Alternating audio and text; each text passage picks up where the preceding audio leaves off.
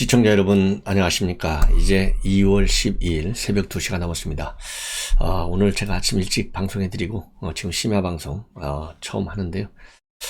저도 이렇게 마음이 좀 편치가 않아가지고 오늘 좀 조용히 좀 쉬었습니다.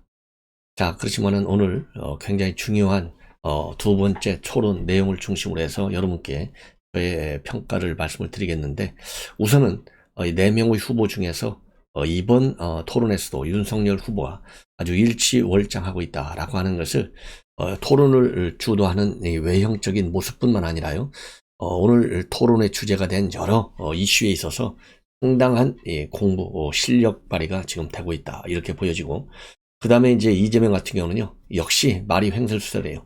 내용의 일관성이 없어. 상당히 수세에 몰려있고 곤궁에 처해있다 라고 하는 모습이 그대로 토론 과정에서 다 드러났다. 즉 실력의 한계가 나타난 것이 아니겠느냐, 이렇게 보여지고요.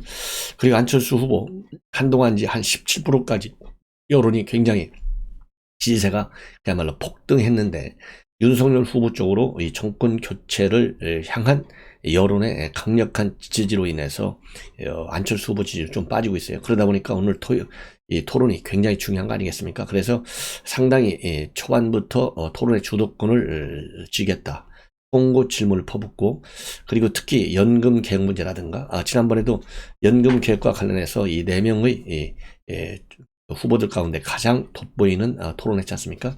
그래서 이번에도 연금 개혁과 관련해서 상당히 뭐라자면 숙성된 모습을, 성숙한 모습을 다시 한번 보여줬다. 그리고 심상정 후보야말로 지금 현재 지지율 2~3%밖에 되지 않기 때문에 이거 토론 가지고 돌파하기는 어렵고, 정의당이 가지고 있는 당 자체의 한계를 이제는 인식하라. 그리고 이제 심상정이 어느 쪽 심상정입니까?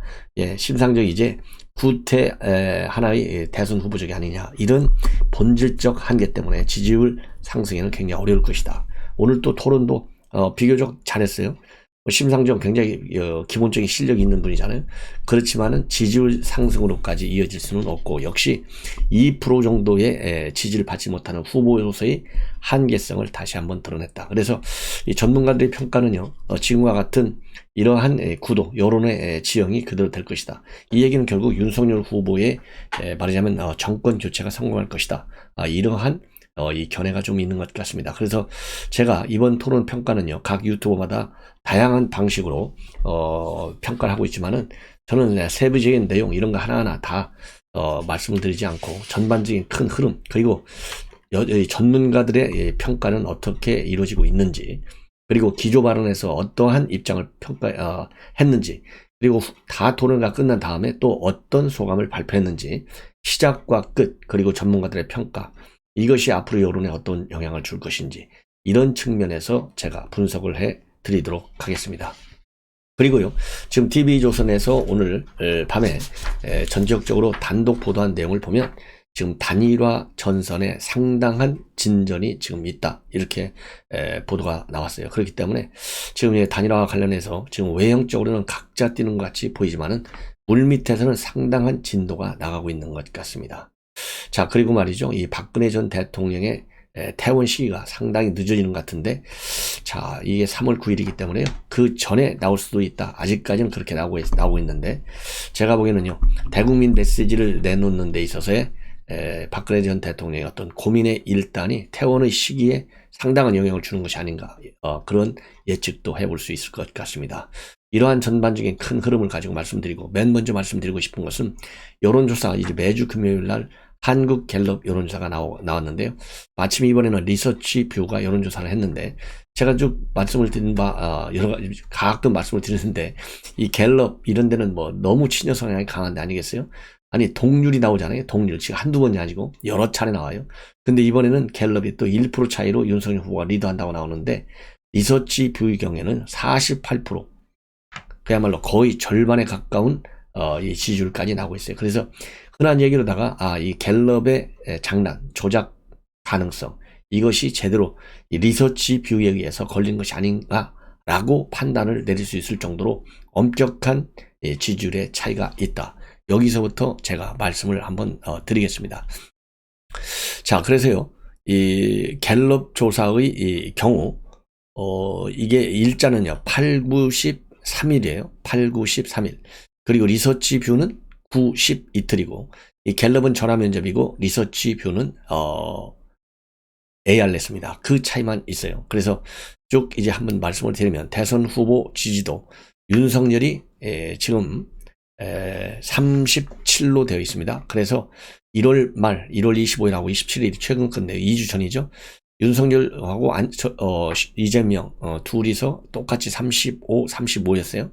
그리고 그 이전인 1월 18, 20일까지 해서는 또 이재명이 34, 그 다음에 윤석열 후보가 33였습니다. 자, 그런데 이제 그러니까 거의 이제 뭐 한 달 가까이 되잖아요. 1월 그러니까 1% 차이로 서로 이재명이가 1% 이기다가 1월 18일에서 20일 사이에는 이재명 후보가 1%가 높아요. 34대 33. 그러다가 1월 말일주 25일하고 27일 사이에는 둘이 동점을 이뤄요. 35대 35. 그러다가 2월 8, 10일 이때는요. 다시 이제 36대 37. 이게 하나의 흐름을 보면 말이죠. 동점 1% 차이. 1% 차이 계속 1% 차이 어디서부터 1월 18일부터 세 번에 걸쳐서 동률 1% 이거 조작할 뭔가 이상하잖아요. 그런 게 교묘한 이거 갤럽 신뢰할 수 없어요. 그 전만 하더라도 지금 이제 언제 12월 14일하고 16일자 조사를 보면요. 그때 36대 35 1% 차이가 났고 11월 30일부터 12월 2일까지 36대 36 똑같아요. 자, 그러니까 지금 동점이 말이죠. 11월 말에 한 번 있었죠. 36, 36. 그러다가 35, 35, 1월 25일. 거의 이제 한 달 후에 그렇게 나왔고, 이번에는 또 1%. 이 흐름을 보면 뭔가 석연치 않은 구석이 있다. 자, 그리고요, 이제 안철수 후보의 경우에는 13%로 되어 있습니다. 그래서 1월 말에 15에서 2%가 빠졌어요. 이것이 이제 큰 흐름이고, 그리고 호감도 조사에서 있어서는 안철수 후보가 37로 제일 높고, 그 다음에 이재명 34, 그 다음에 윤석열도 똑같이 34, 심상정 30%입니다. 비호감도는 모두가 60% 내외입니다. 그리고 정당 지지도는 국민의힘이 35, 민주당이 34, 국민의당 7%, 정의당 4%, 무당층이 무려 이제 20%에 달하고요. 그 다음에 대통령 부정평가가 52, 긍정평가가 41. 자, 한번 보십시오. 부정과 긍정 차이가 11%가 나는데, 대개 부정평가는 정권 교체층이잖아요. 긍정평가는 정권 재창출층이거든요. 이게 11% 차이가 나는데 어떻게 재창출하자. 이건 이재명이가 선수잖아요. 그리고 바꾸자. 이거는 윤석열 후보가 선수잖아요. 그런데 어떻게 이게 36대 37, 1%밖에 차이가 안 나냐. 이거 수상하다 이거예요. 그 다음에 또 정당 지지율이 딱 1% 차이가 나요. 이것도 수상하다 이거. 똑같이 1% 차이로 만드는 거 아니냐. 의도적으로. 이러한 이 평가가 가능하다. 제 이제 촉이 그렇습니다. 제 느낌. 뭔가 시원찮아. 제가 그래서 이 갤럽 조사의 이상한 측면 제가 분석해 드렸지 않습니까? 그 다음에 리서치표는 9일 10일인데요. ARS인데 윤석열 후보가 48하고 36. 그러니까 면접 조사냐, 그 다음에 ARS냐, 그 다음에 질문 내용에 따라서 달라질 수 있다. 이게 뭐 전문가들이 공통적으로 지적하는 내용인데, 아무리 그렇다고 하더라도 어떻게 12% 차이가 나냐 이거예요. 그리고 8, 9, 10이나 9, 10이나 무슨 대단한 차이가 있었냐 이 말이에요. 어차피 김혜경 사건이 도배하고 있을 텐데. 그래서 이 12%가 차이가 나는 것이 저는 맞다. 왜? 지금 이 기간으로 보면요. 그러니까 9, 10일 날이잖아요. 그러니까 김혜경 사건이 상당히 반영된 기간이에요. 그리고 갤럽도 마찬가지입니다. 갤럽도 8, 9, 10이잖아요. 그러니까 김혜경 사건이 2월 7, 8 이때 본격적으로 거론됐잖아요. 그렇기 때문에 똑같이 이 김혜경 사건이 제일 큰 여론에 영향을 주는 사건이었는데 어떻게 1%밖에 차이가 안 나게 윤석열 후보가 리드하느냐. 그래서 저는 상황적 요인을 분석해 볼 때 리서치 뷰의 분석. 그래서 갤럽에는 뭔가 조작하는, 뭔가 교모한 꼼수를 쓰는 장난치기 조사 요인이 들어가 있는 거 아니냐. 질문 내용에서가 됐든 또 면접하는 요령에서 됐든 뭔가 기술적인 함정을 가지고 조사했다. 이런 판단이 드는 거예요. 그리고 안철수는 8%, 심상정 3%로 되어 있고요.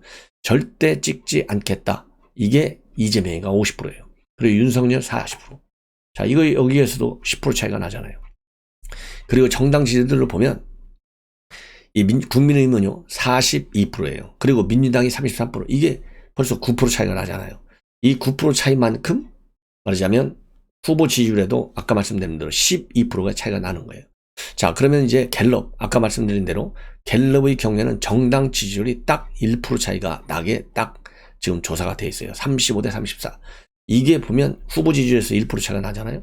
이러니까 뭔가 맞춰진 짜집기한 느낌이 들지 않을 수 없다. 이런 생각이 드는 겁니다. 자, 그래서 여러분들 이거 신뢰할 수 없다. 예. 자, 이걸 보면 말이죠. 자, 제가 말씀드릴 때 이거를 한번 보시면 알아요.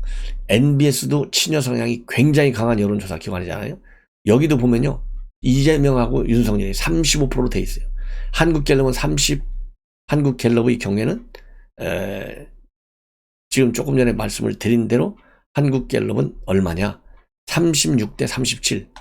자, 이게 뭔가 36대 37인데 NBS는요. 또 거의 똑같은 기간에 7, 8, 9예요. NBS는.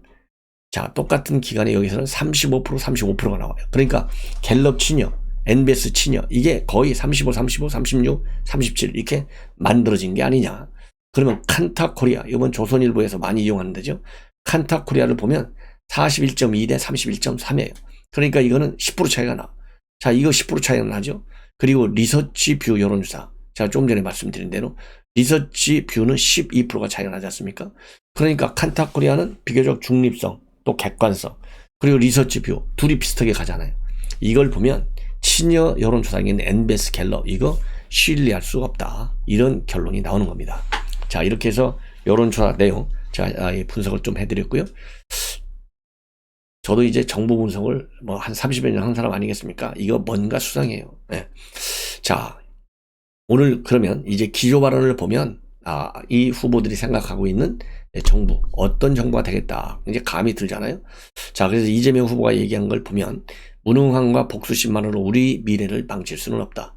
무능한 복수자들의 복수 혈전의 장이 아니라 국민들이 더 나은 삶을 사는 유능한 경제 대통령 후보를 선택해 주시라.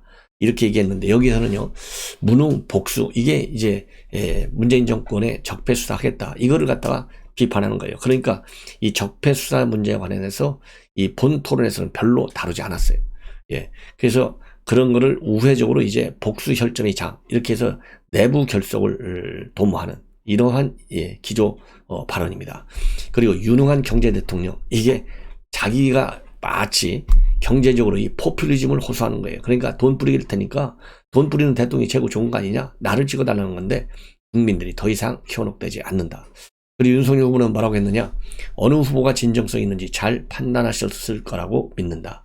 저 역시 국민들께 솔직한 모습을 보여드리려 노력했고 제가 많이 부족한 점이 있더라도 저를 힘차게 응원해 주시기를 부탁드린다. 이 얘기는 결국 뭡니까? 진정성 있는 후보가 결국은 이긴다. 이재명 같이 매일같이 말을 바뀌는 그야말로 이 쇼에 그야말로 급급한 이 후보 절대 국민이 뭐라고 그럴까요? 선택하지 않는다. 이런 자신감을 가지고 있고 윤석열 후보 굉장히 겸손 모드 부족한 점이 있더라도 응원해달라. 이런 점이 특징인 것 같습니다. 자, 이 대목은요. 이재명이 국민들한테 얼마나 죄송한 짓을 많이 해놨어요. 그럼에도 불구하고 뻔뻔스럽게 말하자면 저렇게 유능한 대통령이라고 또 가짜 논리를 내세우는 거 속지 말아라 얘기예요. 그리고 안철수 후보 내가 지지하는 정당의 후보가 마음에 안 들더라도 상대당 후보를 떨어뜨리기 위해서 싫지만 투표를 한 분들이 계신다. 그렇지만 대통령 선거는 자신의 미래를 위해서 자신의 미래의 그림과 같은 사람에게 투표를 해야 하는 거다. 이래서 이 사표 방지 심리를 경쟁하고 있는데요. 여기서는 역시 미래 비전에 안철수 후보는 비전을 가지고 있다. 왜냐하면 양 후보를 비판해야 될 거 아니겠어요. 그래서 서로 대결하는 모습보다는 좀 더 그거를 넘어서서 한 단계 넘어서서 미래 비전, 이 미래 비전은 이 과학 기술을 중시하는, 왜냐하면 포스트 코로나 시대, 4차 산업혁명 시대 대한민국을 한 단계 업그레이드 시키기 위해서는 본인의 어떤 차별적 능력을 부각시키는 그런 의미에서의 미래 이렇게 강조한 것 같고요. 그리고 심상정 후보 얼마 전 시화공단을 갔다. 50인 미만 사업자들이 근무하는 곳인데 노동조합도 없고 중대재해법도 적용 안 된다. 이렇게 일하는 분들이 전국에 98만이나 되는데 이분들을 기억하는 정치가 없다. 저는 모든 일하는 시민들이 동등한 노동권을 누리는 노동 선진국을 만들겠다. 이렇게 돼서요. 역시 정의당답다. 예, 노조한테 지금 의지하는 발언인데요. 자, 글쎄요, 별로 호소력이 없어 보입니다. 그래서 한마디로 이재명 후보는 이제 경제 성장에 방점을 둔 모두 발언이었고, 윤석열 후보는 상당히 따뜻하고 생산적인 복지를 강조하고 있는 모습이 차이가 있는 것 아니냐, 이렇게 보여집니다. 자, 그리고요, 또 이제 뭐라 그럴까, 이게 이제 전반적인 오늘 죄송합니다. 이게 이제 기조 발언이 아니고 끝났을 때의 어떤 소감을 그렇게 얘기한 겁니다. 자, 그러면서 이제 소감, 이재명 후보는 또 지금 세계가 위기다. 그리고 대한민국도 위기고, 이런 위기에는 위기에 강한 유능한 리더가 필요하다. 저 이재명은 경기도와 성남시를 거치면서 실력을 실적으로 증명해 이 자리까지 왔고, 국민들께서 불러주셔서 나왔다고 생각한다. 그러면서 강한 나라, 함께 잘 사는 정말 진정으로 성장한 나라를 저희가 꼭 만들 자신이 있다. 위기에 강한 유능한 경제 대통령 후보 이재명이다. 이렇게 경제 대통령임을 굉장히 강조하고 있어요. 그리고 윤석열 후보는요, 국민이 키운 윤석열, 상식을 바로 세우고 산업 기반을 고도화해서 신나는 나라, 역동적인 나라를 만들겠다. 여기서 나온 생산 가치를 많은 국민들과 함께 나누고 두텁게 경제 주체로서 다시 자립할 수 있는 따뜻하고 생산적인 복지를 실현하겠다. 예. 그리고 그 다음에 안철수 후보는요, 어떻게 국민의 생명을 구할 것인가, 그리고 또 벼랑 끝에 내몰린 소상공인 자영업자들을 어떻게 도와줄 것인가에 대해서 이 모든 관심이 집중되어야 한다. 그래서 기득권 양당 1, 2번 후보 누가 당선되더라도 앞으로 5년간 국민은 반으로 갈라져 싸울 거다. 심상정 후보는요, 기후위기와 에너지 전환에 집중하겠다라는 입장을 밝혔습니다. 자, 이렇게 해서 오늘 이 대선 토론이 마무리된 상태에서의 입장 발표이고요. 그 다음에 이제 오늘 이제 뭐라 그럴까요?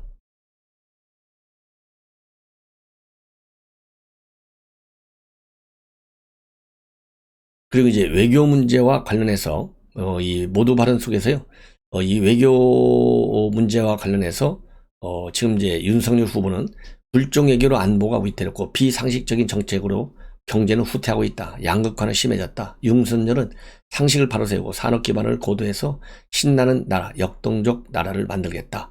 이러한 입장. 그리고 여기서 나온 생산 가치는 많은 어려운 국민들과 함께 나누고 경제 주체로서 자립할 수 있는 따뜻하고 생산적인 복지를 반드시 실현하겠다. 윤석열을 믿어 달라.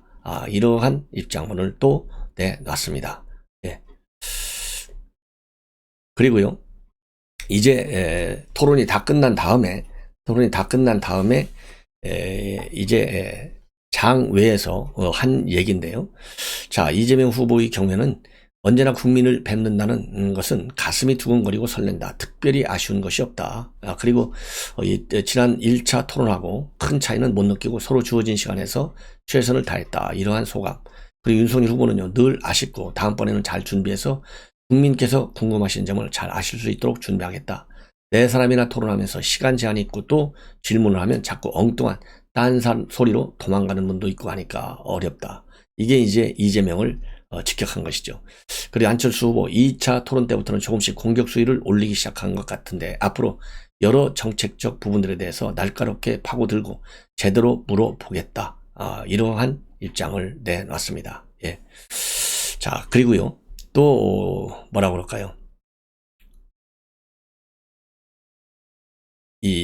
이러한 지금 이제 오늘 토론을 했는데, 이 전반적으로 지금 현재 언론 보도를 쭉 보면요, 오늘 토론 내용 뭐 대장동, 백현동, 도이치모터스 재기 의혹, 그 다음에 양 부인들 의혹, 이런 얘기들이 다 나왔어요. 다만 적폐 수사 문제에 관해서는 본래도 많이 토론이 될 것이다 라고 했는데, 생각보다 적폐 수사 문제에 대해서는 별로 언급이 없었다.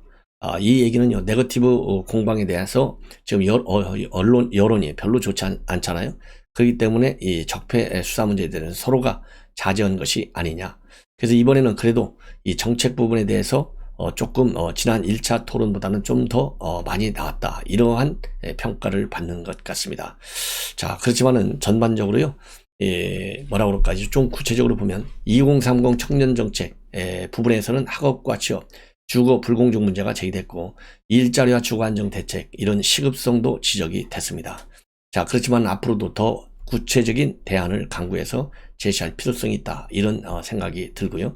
그리고 부동산 주택 정책에서는 예산 그리고 재원 마련 방안을 놓고 서로 토론을 했는데, 천문학적 규모 재원의 필요성은 서로 인정하는데 재원 근거 그리고 출처에 대해서 과연 어느 정도 실효성이 있느냐, 이것은 추가적으로 후보들이 또 밝혀야 할 대목이 아닌가, 이런 생각이 들고요. 특히 안보 문제, 사드 추가 배치라든가 종전선언과 관련해서 이재명 후보하고 윤석열 후보가 상당한 이 견해 차이를 보이고 있다. 이 얘기는요, 너무 이념적으로 이재명 후보가 지금 안보 문제를 다루고 있는 그 한계를 우리 국민들한테 다시 한번 보여줬다. 그래서 윤석열 후보의 외교안보 정책은 진정한 그야말로 국민의 생명과 재산을 보호하기 위한 실효성 있는 공약이다, 이렇게 저는 평가를 하고 싶습니다. 예. 자, 그래서 이제 앞으로는요, 이 언론 보도를 쭉 보니까 지금 현재 뭐 우리 경제적인 측면에서 보더라도 물가와 금리, 환율, 무역 적자, 여러 지표들이 굉장히 심상치 않고, 또 인플레, 고유가, 그 다음에 주요 국가들의 통화정책 기조, 자산시장의 변동성, 우크라이나 사태, 이러한 다양한 악재가 휘말려 있다는 겁니다. 그래서 이러한 대외적인 요인에 관해서도 우리 국가의 미래에 상당히 영향을 줄 수가 있기 때문에 이런 부분에 대한 이 후보들의 입장 발표가 굉장히 시급한 것이 아니냐, 이러한 지금 보도들이 나오고 있습니다. 네. 그리고요, 이제는 전문가들의 평가를 한번 제가 소개를 해 드리도록 하겠습니다. 그래서 전반적으로요, 지금 윤석열 후보가 리드를 하고 이재명 후보가 이제 추격하는 판인데, 여론 지형을 보면 그 돌파할 만한 돌파수가 보이지 않는다. 이것이 여론 전문가들이 지금 언론에 인터뷰한 내용의 큰 줄거리다. 그래서 윤태곤 더모아 정치분석실장 3명은 지난번보다 나은데 한 사람이 좀 처졌다라고 평가를 하면서, 처진 사람이 누구냐? 바로 이재명이에요. 그리고 이 윤석열, 심상정, 안철수 세 후보는 지난 첫 번째 토론보다 상대적으로 더 나아졌다. 이재명 후보는 그렇지 못했다. 방어도 공격도 잘 안 되는 느낌이다. 특히 이재명은 다른 후보들로부터 공격받기 좋은 맛집이 됐다 라면서 집중 견제 대상이 됐다, 이렇게 보고 있고, 엄경영 시대정신연구소 소장은요, 지난번 토론보다 공방이 오가며 보는 재미가 있었는데 개인적인 평가는 윤석열, 심상정, 안철수, 그 다음에 이재명, 그다음에 윤석열이 1등, 그 다음에 심상정, 안철수가 공동 2등, 이재명이 3등, 이렇게 평가하고 있어요. 그러니까 윤태곤 더모아 정책실장하고 엄경영 소장 똑같은 평가잖아요. 이재명 후보는 지난번에 비해서 시청자들과의 공감, 소통, 진정성 면에서 진전된 모습을 보여줬다. 하지만 문제는 2위 리스크 역시 굉장히 커졌다. 3, 4의 후보들이 2위를 집중 공략하는 모양새였고 2등을 잡아야 1등을 공략할 수 있기 때문이다. 그래서요, 심상정 후보는 파이팅하면서 이재명의 대안 후보로서의 이미지를 굉장히 부각했고, 안철수 후보 역시 전문성을 살려서 부드러운 토론을 이어갔다. 그리고요, 가장 인상적인 장면으로는 마지막 외교 안보에서의 불꽃 튀는 공방이었는데, 외교 안보 분야는 20, 30대 팬덤과 굉장히 연결돼 있다. 그 점에서 더욱 포인트가 될 만한 장면이다. 종전선을 두고 이재명, 윤석열 후보가 설전을 벌인 데 대해 이재명의 패배다, 본인이 주장했던 것들을 효과적으로 설명 못했고 오히려 윤석열 후보가 의외로 되치기에 나서면서 이 후보가 제대로 대응을 못했다, 이렇게 주장을 하고 있습니다. 그리고요, 전반적으로 이재명 후보 표정이 다소 어둡고 자신감도 크게 보이지 않았다. 최근의 민주당 분위기를 여실히 드러낸 것 아닌가. 결과적으로 김혜경 리스크도 언급되고 단체장 리스크도 이야기가 나오면서 이재명의 3대 리스크가 부각이 됐고요. 이번 토론도 예민한 쟁점을 피해간 게 아쉽다. 그래서 윤석열 후보의 적폐수사 발언 논란과 이재명, 윤석열 후보의 배우자 관련 문제가 주도권 토론 시간에도 주요 쟁점이 되지 않은 부분을 지적하면서요, 최근 불거진 주가 조작 의혹이라든가 과잉의전 추가 폭로 등이 더 검증이 됐어야 하는데 제대로 다루지 못한 점, 이번 토론의 영향력은 크지 않을 것이다. 그리고요, 토론을 보통 남은 변수라고 하는데 변수의 50%는 이미 첫 번째 토론에서 반영이 됐고, 앞으로의 토론도 비슷한 양상이라면 지지율에 대한 영향력 역시 미시적인 조정 수준일 것이다, 이렇게 보고 있습니다. 자, 제가 전반 이 방송 모두에 평가한 거고 거의 비슷한 것 같아요. 그 다음에 이제는요, 이강윤 사회연구연구소 소장입니다. 전반적으로 무난한 토론. 지난번보다는 조금씩 진일보. 개인적 순위는 토론의 정수를 보여줬다. 심상정보는 가장 높게 치고요. 철학과 문제의식을 떠나서 토론 기술은 많이 늘었다면서 그 다음으로 윤석열 후보를 치고 있어요. 초조. 그리고 모범적인 토론에서는 이재명 후보가 세 번째. 문제의식과 상황에 대한 인식은 뛰어난 편이지만 결단력이 아쉬웠던 안철수 후보가 마지막. 각 후보별 우열의 차이는 크지 않다. 자, 그런데요. 이강윤 KSOI 한국사회연구소 소장은 굉장히 진보적인 색채가 강한 분이다. 라는 점을 감안하시면 왜 이렇게 심상정을 1등으로 주고 윤석열 2등으로 주고 안철수 4등으로 줬는지 평가가 가능하실 것일 겁니다. 그 다음에 장성철 대구 가톨릭대 특임 교수인데 각 후보별 공약의 재원 문제와 관련해서 증세를 할 건지 국채를 발행할 건지 많은 논쟁이 있었는데 어느 정도 의미 있는 토론이었다. 이 부분을 제외하면 크게 눈에 띄는 부분은 없었다. 그러면서요. 누구도 특별히 큰 실수를 하지 않았고 누구도 월등한 기량을 발휘해서 상대를 압도하지 못했고 별로 큰 변별력이 없는 토론이었다. 자, 그래서 후보별 능력을 차별성 있게 판단할 만한 토론회가 되지 못했다. 이렇게 평가를 하고 있습니다. 그래서 지지율에는 큰 영향을 못 미칠 것이다. 예. 자, 상당히 중립적으로 장성철 평가하고 있는 점이 특징입니다. 자, 이제 단편 뉴스 몇 가지를 전해드리겠습니다. 우선 윤석열 후보 후보 등록 14일날 마치고 15일날 광화문에 있는 정부 종합청사에서 강화문 대통령 메시지를 발표하고 이어서 대전으로 가서 충청권을 돈다. 이러한 메시지를 보여줄 예정으로 있고요. 그 다음에 유영하 변호사가 어제 밝힌 얘기인데 대구 달성에 있는 육아읍 쌍계리의 단독주택 이거를 박근혜 전 대통령의 이름으로 구입을 했다. 이렇게 밝히고 있습니다. 이 사이즈는요 1676평방미터니까 약 500평이 조금 넘어요. 지하 1층, 지상 2층 규모로 알려져 있습니다. 그리고 이제 퇴원 시점은 본래 2월 2일에서 좀 늦어진다 그랬는데요. 3월 9일 대선 전에 퇴원할 가능성이 있지만은 아직도 식사와 걷기 등은 무리 없지 하지만은 건강이 완전히 회복된 것은 아니다. 그래서 퇴원 시점은 의료진이 판단을 내려야 할 사안이다. 이렇게 입장을 밝혔습니다. 예. 그래서 좀 더 늦어지는 것 같고요. 그 다음에 TV조선에서 단독 보도하고 있는 내용인데 윤석열과 안철수 단일화를 위한 물밑 접촉이 이루어지고 있다라고 보도하고 있는데 이 물밑 접촉에서 이 내용은요, 뭐 여론조사 같은 이런 구체적인 이 단일화 방안이 아니고 통큰 결단 형식으로 단일화 문제가 이루어질 가능성이 있다. 이렇게 지금 알려져 있습니다. 예. 여론조사 방식이 아닌 통큰談판 형식. 그래서 이 논의를 진전시킬 구체적 시점까지 결정된 것은 아직 아니다. 그래서 두 후보의 마무리 만남으로 마무리될 수 있다. 이 얘기는 결국 윤석열과 최근 뭐라고 했냐면 단일화 문제에 대해서 공개적으로 언급할 사항은 아니지만은 뭐라고 그럴까요? 둘이서 직접 만나서 해결하겠다라는 입장을 밝혔고 10분 안에 끝낼 수도 있다. 이런 입장을 내놨잖아요. 그리고 안철수 후보도 공개적으로 강조하는 부분은 단일화 안 한다. 그래서 13일날 첫날 등록을 하겠고 본인 사제를 들어서 이 모든 준비를 해 나가고 있다. 이렇게 밝혔어요. 그리고 이제 10분 안에 끝낼 수 있는 거 이거는 뭐 상당히 불쾌감을 표명했지만은 내면적으로 또 뭐라고 그럴까요? 서로 상대가 있으니까 예를 들면 서로 이미 대화를 하고 10분 정도 내에 결정하자 하면 할 수 있다. 이렇게 굉장히 긍정적으로 입장을 밝힌 바 있습니다. 그래서요, 지금 현재 안철수 후보가 공동정부라든가 이 공천권 이런 거를 요구하기보다는 신뢰를 바탕으로 해서 장기적인 관계에 방점을 둘 것이다. 이런 분석도 나오고 있습니다. 자, 그러면 누가 지금 이 물밑 접촉하느냐? 이 과거 여권의 중량급 정치인으로 지금 알려져 있다.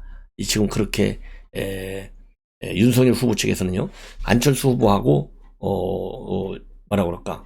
후보 측 인물은 아직 나오지 않고 있는데 윤석열 측 인사는 구 여권의 중량급 정치인 이렇게 보면요, 최근에 말이죠, 김한길 대표가 이 단일화 문제에 관해서 상당한 관심을 갖고 있다는 한 줄짜리 보도가 있었어요. 그러면 본래 김한길 전 대표 새시대위원회 위원장까지 영입이 됐지 않습니까? 그러다가 이제 선대위 재편하면서 직접 공식적으로 선대본부에 참여는 안 하고 있거든요. 그러면 제가 보기에는요, 바로 김한길 대표가 물밑 접촉에 역할을 하고 있지 않는가 하는 생각이 들고, 그동안의 단일화 문제에 관해서 굉장히 알레르기 반응을 일으켰던 이준석 대표, 바로 어제 뭐라고 했냐면, 야합 없이 단일화가 이루어진다면 마다할 필요가 없다, 이렇게 입장을 바꿨어요. 그러면서 만약에 정권 교체의 대의에 동참하는 다른 형태의 선택이 있을 경우에는 그에 걸맞는 예의를 해서 존중해 줄 것이다, 이렇게 얘기를 했고요. 그리고 권은희 대표, 안 후보가 오늘 13일 후보 등록을 할 것이다. 그렇지만은 단일화 문제에 대해서는 소통하지 않고 있고 홀로 고심하고 있는 것으로 안다, 이렇게 돼 있거든요. 이걸 보면 조선일보의 TV조선의 오늘 보도 상당히 신뢰할 만한 보도가 아닌가, 이렇게 생각이 듭니다. 자, 단일화가 성사될 경우에 발표 시기는 말이죠, 그야말로 단일화 카드의 효과를 최대한으로 증폭시켜야 되기 때문에 시점은 지금 정해지지 않았다, 이렇게 되는데 1차 단일화 시한은 사흘밖에 안 남았어요. 왜냐하면 15일부터 운동이 되니까. 그리고 2차 시한은 언제냐? 28일까지입니다. 투표용지가 인쇄되는 거. 그래서 이때까지만, 만약에 투표용지가 인쇄될 때까지만 단일화가 이루어지면 후보 등록을 했더라도 기표란에는 사퇴, 이런 표기가 됩니다. 그리고 권영세 선대본부장도 선거운동 시작할 때라는 분도 있고 투표용지 인쇄라는 분도 있고 또 사전투표 3월 3, 4일이잖아요. 전까지라는 분도 있다. 그래서 이 양측이 합의에 이르더라도 발표 시기는 별도로 전략적으로 선택해서 발표할 것이다. 즉 발표 시점을 선택해 효과를 극대화할 그런 계산을 할 것이다. 이렇게 지금 보도가 되고 있습니다. 예. 자, 그래서요, 이 안철수 측에서는 삽입까지 내놔서 좀 준비를 하고 있는 것으로 그렇게 돼 있지만은 단일화 문제에 관해서 계속해서 논의가 지금 되고 있는 것은 분명하다. 이러한 결론이 나는 것 같습니다. 자, 시청자 여러분, 이것으로 오늘 밤 심야 방송을 마치고요. 내일 아침에 여러분들을 찾아뵙도록 하겠습니다. 다시 한번 여러분들께서 저에 대한 많은 지지와 격려, 이 메시지 정말 고맙다는 말씀을 드리고요. 일편단심 정권 교체를 위해서 제가 열심히 뛰겠다. 그래서 윤석열 후보 유튜브 60만 캠페인에 적극 동참해 주시고요. 전옥현의 안보정론도 대선 때까지 지금 뭐 78만에서 딱 서 있는 것 같아요. 그래서 대선 때까지 한 최소한도 90만에는 도달할 수 있도록 우리 시청자 여러분들께서요, 주변 인물들에게, 여러분들 뭐 한 사람씩만 해도요 금방 내 10만 원 올라가요. 하루 사이에 뭐 10만 원 올라가는 거 아무것도 아닐 것 같아요. 여러분들이 마음먹기에 따라서 많이 도와주십사. 그리고 이 김건희 대표의 카페 가입도 적극적으로 저는 부탁을 드리고 싶습니다. 자, 그러면 편안히 주무십시오. 대단히 고맙습니다.